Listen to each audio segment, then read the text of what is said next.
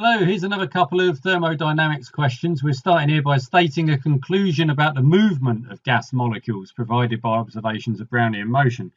Right, so the Brownian motion observations were telling us two things. One, that these molecules actually exist in the first place. But then in terms of the movement here is that the movement is random, which is what we want to be saying here. So that's just a simple statement. Then for part B, Figure 5.1 shows a gas contained in a cylinder enclosed by a piston. The volume of the gas inside the cylinder is that, and there's the pressure. Right, state a necessary condition for Boyle's law to apply to a fixed quantity of gas. So if you remember, with all of these gas laws, you're getting two of the three main variables, so your pressure, your volume, and your temperature. We're picking two and keeping the other one fixed. So for Boyle's law, we have to have that the pressure is inversely proportional to the volume, but that is for a fixed temperature or a constant temperature. So you want to be saying that the temperature isn't changing. Right, the piston in this figure is moved quickly so that the gas occupies a volume of 55 cubic centimeters. So it's been reduced to less than half. So calculate the pressure in the gas after that. Right, so we've got that P1 V1 is a constant, so that's going to be equal to P2 V2. So our P2 is going to be 350, let's keep everything in kilopascals, multiplied by 120 divided by, what was the new one, 55, and that's going to be in kilopascals, and that is coming out at 760, give or take on that. So that was easy enough. In practice, the quick movement of the piston during compression of the gas causes an increase in the temperature. Yes, explain this increase in temperature in terms of the movement of the piston and the motion of the gas molecules. Right, so we need to do one of our usual little chain of reasoning here. So we want to say that the collisions, because we need collisions between the molecules and the piston, because that's the only way we're going to get anything to change about the gas, is if it's actually hitting the piston. So anyway, collision between molecules and piston will lead to an increase in the kinetic energy of the molecules. So, because yeah, I mean you know what it's like if you hit into something which is moving towards you, then you're going to bounce off quicker. It's not the same as just bouncing off of something that's stationary with an elastic collision where you go on with V and off with V. If that thing's actually moving towards you, it's going to give a bit of extra energy and you're going to come off with something greater than V. So you're going to get that extra kinetic energy. So that's what we're saying there. And yeah. So what are we trying to explain? I've forgotten where I am now. Oh yeah, so why have we got an increase in the temperature? So the average kinetic energy of molecules in the gas is proportional to the temperature. You know, that is what temperature is telling us. It's telling us about average energy. So yeah, quite a nice, that was a quick question all round, that one was. But it's getting again at those key ideas about what is actually going on inside a gas.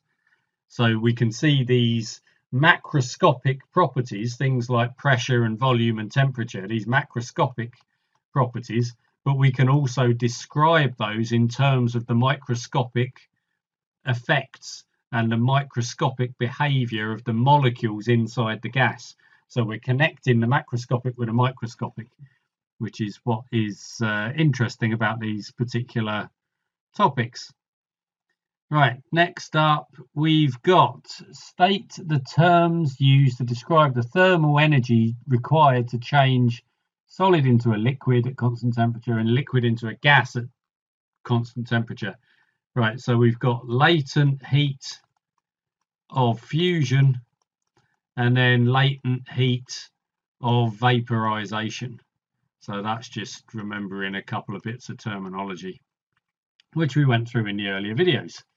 So that's good. Most households waste energy by overfilling electric kettles. Assume that on average 0.8 kilograms of water per household per day is unnecessarily boiled. It's probably more than that. Estimate the energy required when that amount of water, initially at 18 degrees C, is heated in an electric kettle.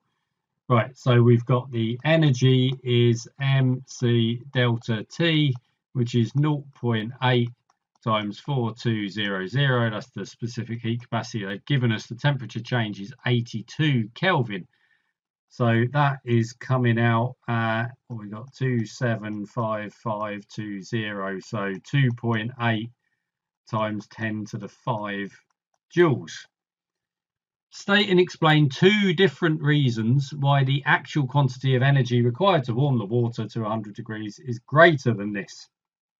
Right, so we, again, as I said before, in these sort of questions, you can't just say losses the surroundings. You have to give specific examples of where it might be lost. So we can say heating the kettle.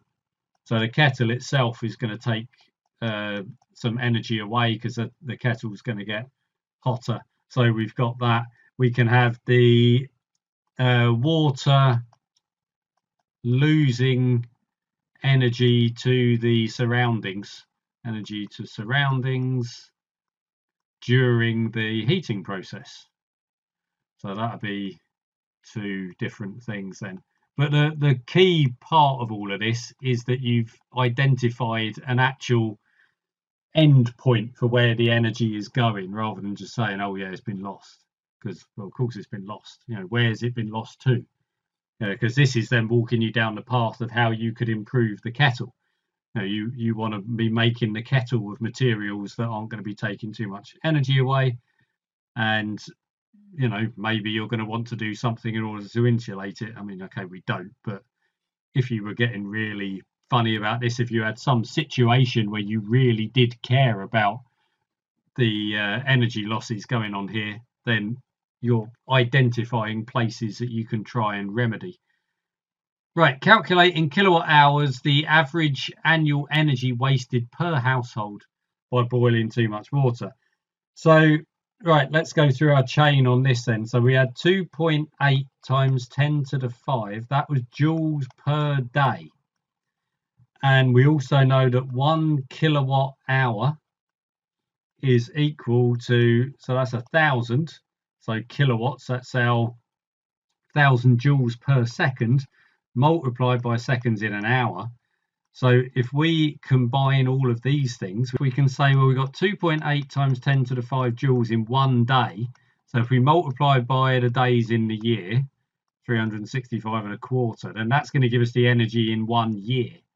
Then we divide by the amount of energy in a kilowatt hour, which is all of this stuff. Then that's going to give us the number of kilowatt hours. So we've got, on all of this, what we got, 1, 2, 3, let's take off those 4 to get rid of all of that. That's 365, and the 360, they're more or less cancelling. I mean, I could put all this in the calculator, but I'm going to say that's 28 kilowatt hours. I mean, so that's close enough considering the amount of rounding we've done in all of this. So 28 kilowatt hours.